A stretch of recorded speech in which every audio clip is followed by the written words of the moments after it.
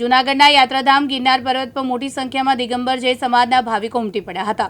2 જુલાઈને તેઓ નેમિનાથ ભગવાનના નિર્માણ દિન તરીકે ઉજવવામાં આવે છે। જ્યારે સનાતન ધર્મમાં અહીંયા ભગવાન દત્ત મહારાજે તપ કર્યું હોય અહીંયા ટૂંક દત્ત તરીકે પણ પૂજાય છે। જૈન સમાજ દત્ત ભગવાનની ટૂંક તેમજ પાદુકાને ભગવાન નેમિનાથ માને છે। આજે દિગંબર જૈન સમાજ દ્વારા નિર્માણ લાડુની વિધિવત ટૂંક પર કરવા મોટી સંખ્યામાં સમાજના લોકો ઉમટી પડે છે। તંત્ર દ્વારા ગિરનાર સીડીના પહેલે પગથિયે વિધિ કરવાની પરવાનગી આપવામાં આવી હતી। હાલ આ જગ્યા બાબતે કોર્ટ મેટર ચાલતી હોય દત્ત ટૂંક પર વહીવટી તંત્ર દ્વારા મનાઈ કરવામાં આવી હતી। મોડી રાત્રે જૈન સમાજમાં ખૂબ જ મોટી સંખ્યામાં ગિરનાર પર ચડ્યા હતા। કોઈ ઘર્ષણ કે વાદ વિવાદ ન થાય તે માટે ચુસ્ત પોલીસ બંદોબસ્ત આ જગ્યા પર ગોઠવવામાં આવ્યો હતો। આવતીકાલે જૂનાગઢમાં ભવનાથ તળેટીમાં દિગંબર જૈન સમાજના બહારથી આવેલા, કારણ કે જૂનાગઢમાં દિગંબર જૈન સમાજના 2 જ ઘર છે માત્ર, બહારથી આવેલા દિગંબર શ્રદ્ધાળુઓ સરકારશ્રીના આદેશ અનુસાર નીચે પેલા પગથિયા પાસે સવારે 4:45 વાગે નેમનાથ ભગવાનના નિર્માણ મહોત્સવમાં લાડુ ચડાવશે અને ચોખા વિધિ કરશે। સરકારશ્રીનો આદેશ છે અને કાયદાને માન આપવા માટે થઈને અને સરકારશ્રીના નિયમને કોઈ પણ જાતની કાયદો વ્યવસ્થામાં ભંગ ન થાય એ માટે થઈને દરેક શ્રદ્ધાળુઓને અમે પણ વિનંતી કરી દીધી છે કે ભાઈ જૂનાગઢની અંદર અમે શાંતિથી રહીએ છીએ, એક મગની 2 ફાળ છીએ, એટલે સૌ શાંતિથી આ કાર્યક્રમ પતાવશો।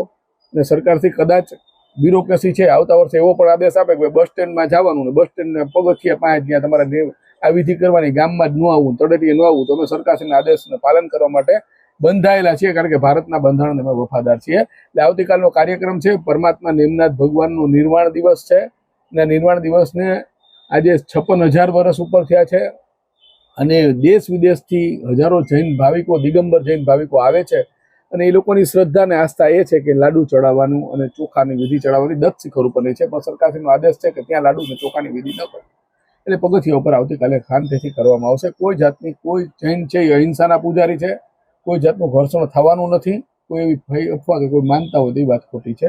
લાડુનો જે ઉત્સવ છે તે અંતર્ગત જૂનાગઢ જિલ્લા પોલીસ દ્વારા 180 પોલીસ કર્મીઓ, 21 પોલીસ સબ ઇન્સ્પેક્ટર, 8 પીઆઈસી અને 1 ડીવાયએસપી આ પ્રકારે બંદોબસ્ત રાખવામાં આવેલો છે અને તમામને પ્રોપર સૂચનાઓ આપવામાં આવેલી છે। આ બ્રીફિંગ દરમિયાન યાત્રાળુઓ સાથે શાંતિ અને સૌહાર્દપૂર્ણ પરંતુ મક્કમતાથી એસડીએમ શ્રી દ્વારા જે જાહેરનામું બહાર પાડવામાં આવેલું છે કે ધાર્મિક લાગણી ઉશ્કેરાય તે પ્રકારની કોઈ પણ વસ્તુઓ લઈ જવા ઉપર જે પ્રતિબંધ લાદવામાં આવેલો છે, તો અંબાજીની જે ચેકપોસ્ટ છે ત્યાં કમંડલપુરનો ગેટ, આ બંને જગ્યાએ પોલીસ દ્વારા 100% ચેકિંગ ફિસ્કિંગ કરવામાં આવશે અને તેમાં આવી કંઈ પ્રતિબંધિત વસ્તુઓ હશે તો તે દૂર કર્યા બાદ દર્શન માટે જવા દેવામાં આવશે।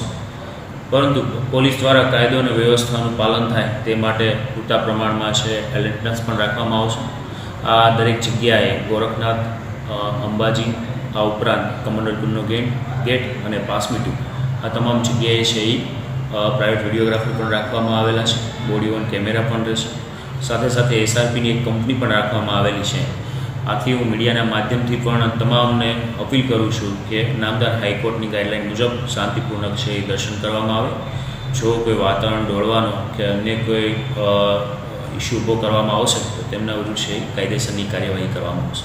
પ્રકાશ દવે સાથે યજ્ઞેશ ભટ્ટ, દિવ્યાંગ ન્યૂઝ, જૂનાગઢ।